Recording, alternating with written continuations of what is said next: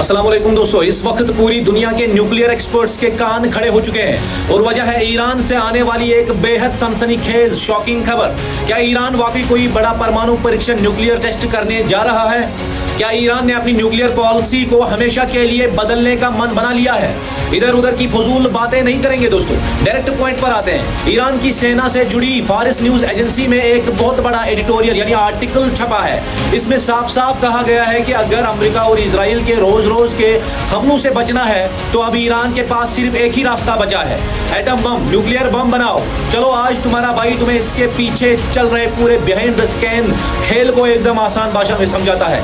देखो दोस्तों, जो खबरें मीडिया में नहीं छपती उन्हें समझने के लिए हमें दिमाग को पढ़ना पड़ता है। पिछले एक महीने के अंदर ईरान के टॉप लीडर्स ने 5 ऐसे बयान दिए हैं जो साफ इशारा कर रहे हैं कि ईरान अब रुकने वाला नहीं है। उन्होंने साफ कह दिया है कि अमेरिका से बात होगी तो सिर्फ बराबरी के लेवल पर होगी। ईरान अपना यूरेनियम एनरिचमेंट, यूरेनियम बढ़ाने का हक किसी कीमत पर नहीं छोड़ेगा।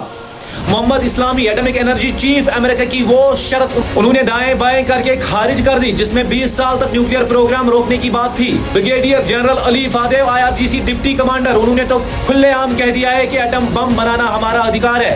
अब्बास अराची विदेश मंत्री, उन्होंने साफ कर दिया है कि ईरान का यूरेनियम किसी भी हाल में देश के बाहर नहीं जाएगा। राष्ट्रपति पेजेश्कियान, उन्होंने भी छाती ठोक कर कहा कि यूरेनियम पर हमारा पूरा हक है। यानी दोस्तों, जब तक अयतुल्लाह अली खामेनी साहब जिंदा थे उन्होंने हमेशा कहा कि ईरान न्यूक्लियर बम नहीं बनाएगा।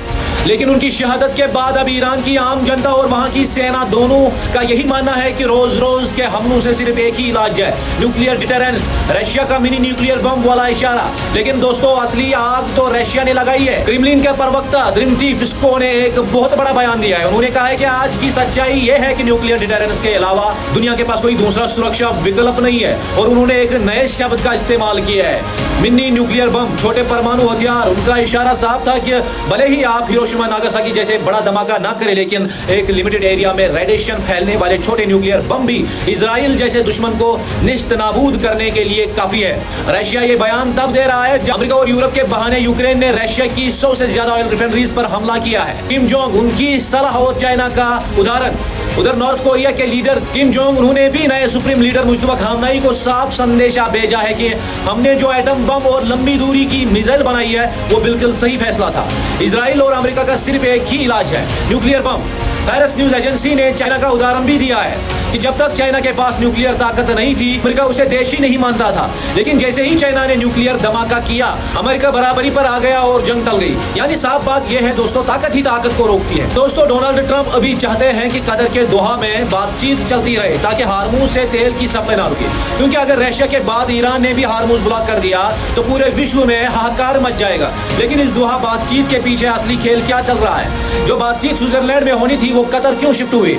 इसका पूरा खुलासा मैं कल सुबह की वीडियो में करूंगा। अब एक सवाल आप सभी के लिए, क्या वाकई वक्त आ गया है कि ईरान को रशिया और नॉर्थ कोरिया की सलाह मानकर एटम बम बना लेना चाहिए?